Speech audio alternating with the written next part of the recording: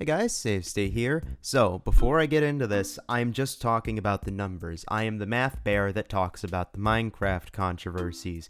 At the end of the day, it doesn't matter, everybody just gets a coin. Now that being said, I'm here to talk about the numbers because I too am a little frustrated that Scott Smajor placed so highly above everybody else in Ace Race when he clearly had some knowledge about the map. Even if he didn't do a run through it himself, he knew what it looked like, he knew what to look for. So I'm going to talk about the average placement and how many points that Scott Smajor got to see if that did have an effect. If we look at mcc.live, we can see that the Aqua team, Aqua Axolotls, Scott Smajor's team, got into second place, beating out the Purple Pandas by only 385 points. Since Scott got first, he ended up getting 1,250 points. Every single person who places reduces the score you get when you finish by 31.25. By multiplying that by different placements and subtracting that from that first place score, we can find that if Scott had placed 11th or lower, he would not have gotten enough points, as placing in 11th would have gotten you about 344 coins, which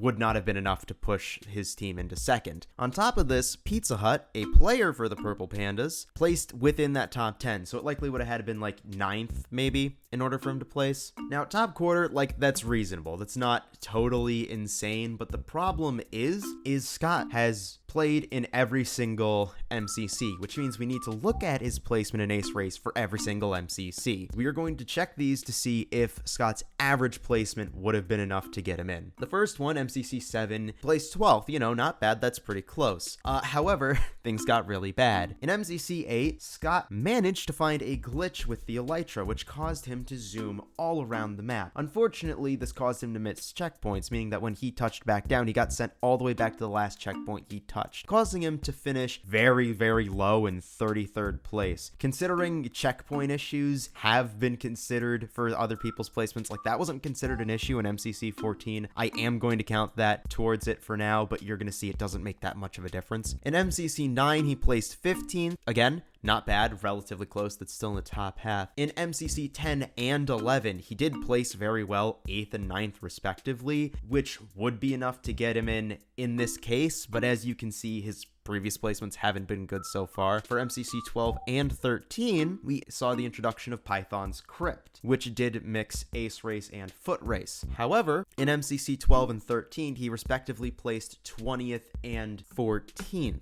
If you average out all 7 of those events, especially considering Scott has only ever placed in the top 10 of an Ace Race twice, the average placement is 15.86, meaning about 15 to 16th place, which isn't looking good. However, again, thinking back to MCC 8, that was a glitch, so what if we cut that out? Well, if we cut that out and we take all our placements, we still get an average of 13th for his placement. So given this, we can conclude that Scott Smajor's average performance in Ace Race would not have been enough to get him and the Aqua Axolotls into Dodgeball. Now again, this is simply an average, and it's not impossible that Scott Smajor, even without this small knowledge advantage, like we can't say that that would have kept his team out of Dodgeball. However, it definitely proved an advantage, and if I have anything to say here, I feel like he shouldn't...